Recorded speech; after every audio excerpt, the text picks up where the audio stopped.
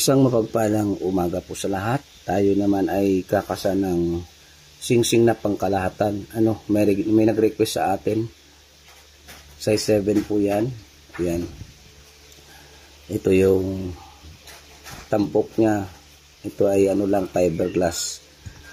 Ito yung mga panangkap natin, no? Mutya ng suso, buo pa. Ayun. Santo Ara o calcite.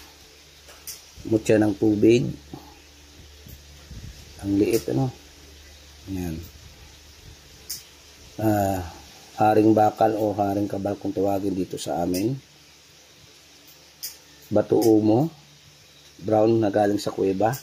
Pakita ko lang yung itsura ng bato umo dito, Ayan yung mga bato umo. Galing sa kuweba.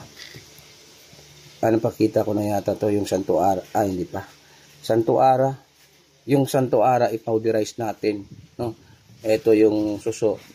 Buo talaga yan, Ito lang yung ipapowderize natin, tapos sa gilid yung iba. Tapos kargahan natin ng powderize na lusot na baging, pulupot, talikop, sumbalik. Yun, tatampukan natin. Ito na yung kinasa natin. Isang singsing na palaka na nagdadala ng swerte sa pangkabuhayan, trabaho man, negosyo o karir.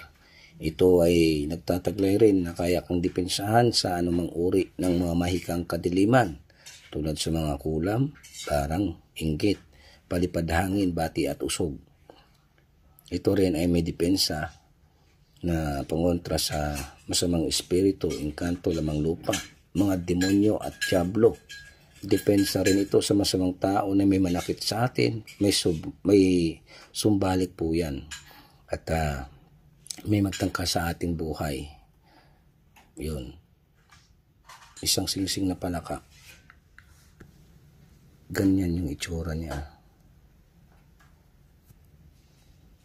Yan. Tubig, haring kabal, bato umo, suso sa loob, at mga sumbalik, na baging, talikop na baging at kahoy, lusot. Napakagandang singsing.